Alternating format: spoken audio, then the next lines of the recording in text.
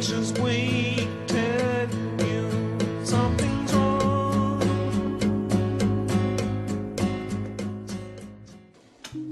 Imagine you were diagnosed with a rare and debilitating disease and there was only one treatment. A drug that could completely change your life.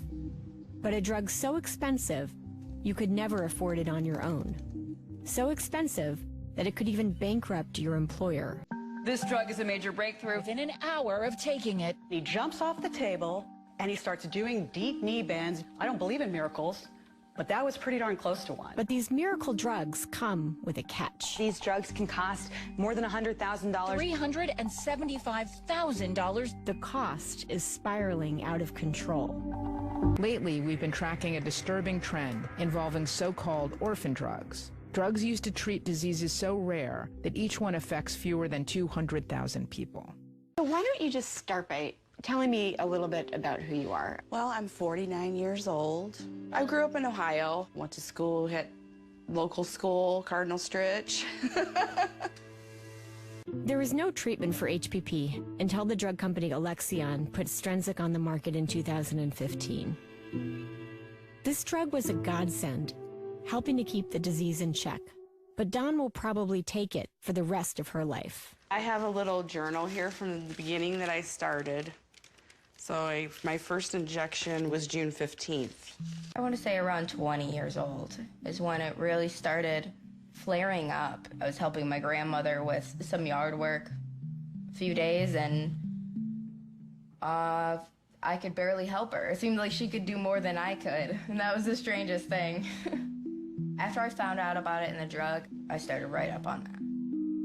It was life-changing for them. The struggles that they went through was just amazing. Right now, you know, to come away from this, so this gets me. After learning about the Patterson family, the union decided that the right thing to do was cover the cost. We are never going to say they can't have it. That is not who we are. We will never do that. So we got to find a way to afford it.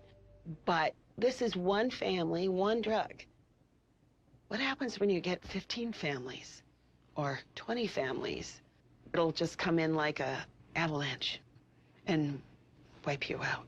And that avalanche threatens you, me, everyone, because roughly 1 in 10 Americans has a rare disease. Pharmaceutical companies have zeroed in on the orphan drug market as a gold mine, making billions of dollars in profit and charging whatever they want. So how did we end up with a drug that costs millions of dollars? 4 decades ago, most people with rare diseases had little hope of relief. Drug companies just weren't investing in developing treatments because it wasn't profitable. They have a responsibility, these people with rare diseases, to make drugs that work the best, not just sell the most. This caused a public outcry that intensified when a popular TV show took up the issue. That's why they call them orphan drugs. The miracles, the cures for rare diseases that no one wants to adopt. Well, isn't there a bill before Congress that's supposed to deal with all this? The orphan drug bill. It's still... The show put pressure on Washington, and a new law was passed in 1983. The Orphan Drug Act. Legislation providing a tax break to drug companies. The bill would make available up to $15 million a year in tax credits to develop new drugs for rare diseases. With these incentives and a 7-year monopoly on the drug, companies saw there could be a huge payoff. They could set the price for a rare disease treatment as high as they wanted. Since then, more than 450 orphan drugs have hit the market, creating a $200 billion industry. C-SPAN 3 live this morning on Capitol Hill for a hearing on prescription drug prices. America has a problem with the high cost of prescription medicines. Pharma executives, all of you that are here today, are here because the way you've been doing business is unacceptable. 10 companies accounted for half of all the profits in the healthcare sector last year. 9 of them were drug manufacturers. In response to my questions, when the executives came in, they point blank admitted to me that they could make money in places like Germany and France selling at a price far less than they charge in the United States. And the reason they do it is because they can get away with it. At some point, it ought to be considered price gouging, and the government ought to have the ability to come in and negotiate a better price. How would we do that? Because the federal government up until now has seemed reluctant. What's going to break through? I think political change isn't top-down. It's almost always bottom-up.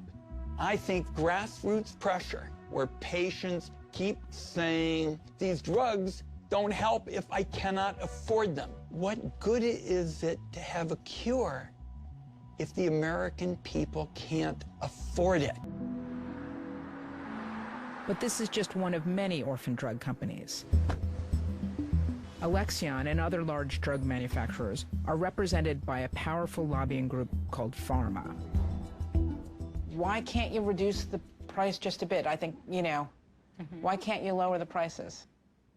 There are a lot of factors that go into how a company does make those pricing decisions. And it ranges from needing to recoup your R&D costs and to be able to reinvest in the next generation of products. It's based on the clinical value of the product. What's the value it brings to patients? And I think that's why we're seeing, a lot of interest in what are some alternative approaches to payment. Should there be almost a subscription model? Right. Should there be a payment plan? But it seems none of these proposals involve lowering the price. I think you're going to chill innovation. With some government bureaucrat going to say that, I don't think saving 3,000 children from a debilitating disease is worth it. What keeps me up at night is us using blunt instruments to address drug pricing that are going to prevent us from having a sustainable model for drug development moving forward. But how exactly do you put a price tag on a life-changing or life-saving drug? I do think about when it hits that point, I don't know if I'll be able to take it anymore. And it is degenerative, so I think, I'm just going to go downhill anyways after that point. I just don't see how I'd ever be able to take it. If it meant that I had to pay for it out of pocket, there's just no way. If you've been fortunate enough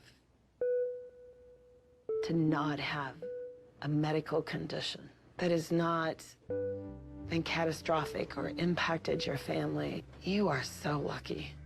But you will have one. In your lifetime, you will have someone, whether it's your mother or your father or your daughter or your son, you're going to see it. Something's